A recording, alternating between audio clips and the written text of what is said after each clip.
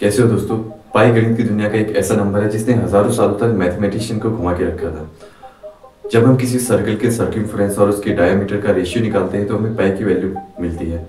अब चाहे सर्कल अर्थ के बराबर हो या एक बॉल के बराबर, उन दोनों की सर्कमफ्रेंस और डायमीटर का रेशियो हमेशा पाई ही आएगा।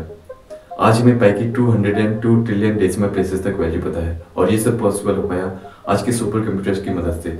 लेकिन एक समय ऐसा भी था जब मैथमेटिशियन को सारी कैलकुलेशन मैन्युअली करनी पड़ती थी। तब पाई की वैल्यू को कैलकुलेट करना काफ़ी ज़्यादा मुश्किल टास्क होता था। तो आज हम एक छोटे से सफ़र पे चलेंगे जहाँ हम ये जानने की कोशिश करेंगे कि कैसे पुराने समय में पाई की वैल्यू को कैलकुलेट किया जाता है।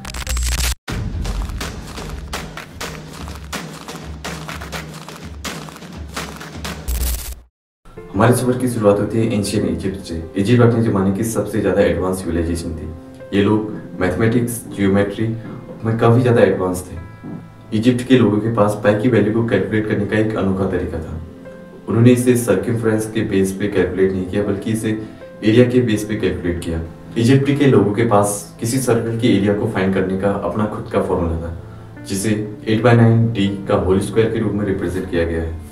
अब हम जानते हैं कि किसी सर्कल के एरिया का actual formula pi R square होता है। जब हम इजिप्ट के एरिया वाले फॉर्मूले और एक्चुअल एरिया वाले फॉर्मूले को इक्वेट करते हैं तो हमें पाई की वैल्यू 3.1605 प्राप्त होती है, जिससे हमें ये पता चलता है कि इजिप्ट के लोग जिस पाई का इस्तेमाल करते थे उसकी वैल्यू 3.1605 थी। रियलिटी में इजिप्ट के लोगों ने पाई की वैल्यू को सीधे तौर पर कैलकुलेट नहीं किया था, बल्कि उन्होंने एरिया का एक ऐसा फॉर्मूला इजाद कर दिया था जो एक्चुअल फॉर्मूले से मेल खाता था, जिससे हम उनके लिए पाई की वैल्यू को फाइंड कर सकते हैं। हमारे सफर में अगला पड़ाव आता है बेबीलोनियन सिविलाइजेशन का। प्राचीन बेबीलोन वासियों के पास पाई की वैल्यू कैलकुलेट करने का एक अनोखा तरीका था। उन्होंने सिर्फ जियोमेट्री और प्रैक्टिकल मेजरमेंट की मदद से पाई को कैलकुलेट किया। उन्होंने ये देखा कि किसी सर्कल का सर्कमफ्रेंस उसके डायमीटर के लगभग 3 गुना होता है, जिससे उन्हें पाई की इनिशियल वैल्यू पता चल गई। बेबीलोन वासियों ने केवल प्रैक्टिकल मेजरमेंट का इस्तेमाल करते हुए पाई की वैल्यू को फाइंड किया और उन्हें जो पाई की वैल्यू मिली वो उसको उन्होंने फ्रैक्शन के रूप में 3 + 1/8 के रूप में लिखा, जिससे हमें पाई की वैल्यू 3.125 प्राप्त होती है। जब हम इजिप्ट और बेबीलोन की पाई की वैल्यू को कंपेयर करते हैं तो हमें पता चलता है कि जो बेबीलोन वासियों की पाई की वैल्यू है वो काफ़ी ज़्यादा एक्यूरेट है इजिप्ट की वैल्यू से। तो कुछ इस तरीके से इन दो सिविलाइजेशन में पाई की वैल्यू का हमें जिक्र देखने को मिलता है और उन्होंने पाई की वैल्यू को बिना किसी एडवांस मैथमेटिक्स के कैलकुलेट करके दिखाया था। अब जब बाद के समय में लोग मैथ में एडवांस होते गए तो उन्होंने पाई की वैल्यू को कैलकुलेट करने का एक नया तरीका इजाद किया। शायद पुराने मैथमेटिशियन ने देखा होगा कि एक सर्कल और एक स्क्वायर में काफ़ी ज़्यादा सिमिलैरिटी है, लेकिन उससे ज़्यादा एक सर्कल एक पॉलीगन से मेल खाता है। जैसे जैसे हम पॉलीगन की साइड्स को बढ़ाते जाएंगे तो एक सर्कल के जैसे दिखने लगेगा। हालांकि वो एक कभी परफेक्ट सर्कल नहीं बनेगा, लेकिन वो एक सर्कल से काफ़ी ज़्यादा मेल खाने लग जाएगा। इस मेथड से पाई की वैल्यू कैलकुलेट करने के लिए हमें एक हेक्सागन की जरूरत पड़ती है, एक सर्कल की और एक स्क्वायर की।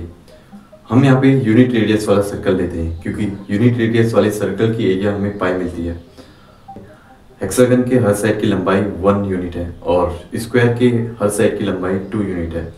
अब हम सर्कल के अंदर हेक्सागन रखते हैं और उसके बाहर स्क्वायर रखते हैं। इमेज से आपको क्लियर हो गया होगा कि जो सर्कल का सर्कमफ्रेंस है वो स्क्वायर के पेरीमीटर से कम है और सर्कल का सर्कमफ्रेंस हेक्सागन के पेरीमीटर से बड़ा है, जिससे हमें पाई का एक बाउंड मिलता है जहाँ पे पाई की वैल्यू 3 से तो बड़ी मिलती है लेकिन 4 से छोटी मिलती है।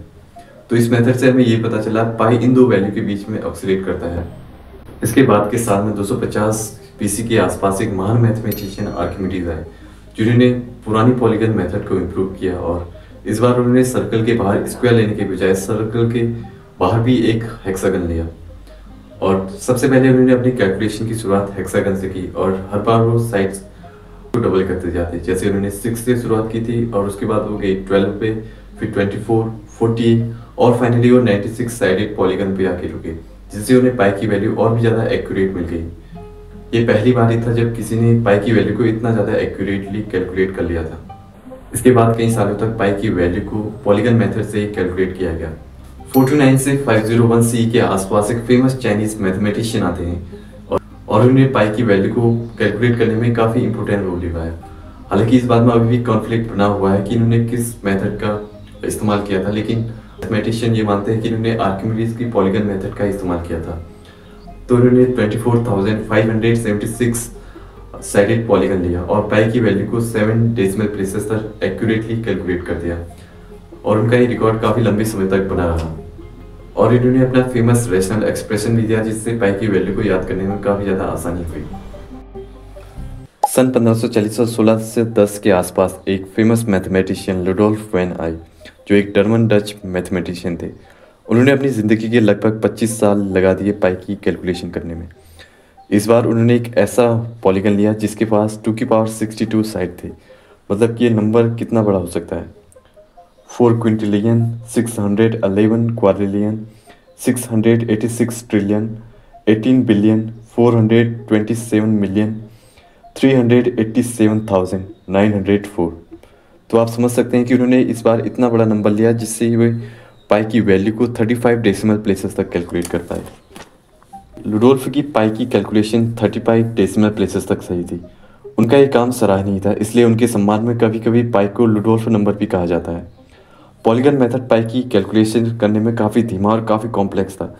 जितनी बार हम पॉलीगन की साइड्स को बढ़ाते जाते हैं, कैलकुलेशन उतनी ही टफ बनती जाती है। इसलिए तो बाद के समय में इस मेथड का इस्तेमाल नहीं किया गया पाई की वैल्यू को कैलकुलेट करने में। पाई की वैल्यू कैलकुलेट करने का सफर प्राचीन जियोमेट्री से लेकर मॉडर्न कंप्यूटर तक का आता है। क्योंकि पाई एक रेशनल नंबर है, इसलिए कभी भी इसकी सारी डिजिट का पता कर पाना नामुमकिन है।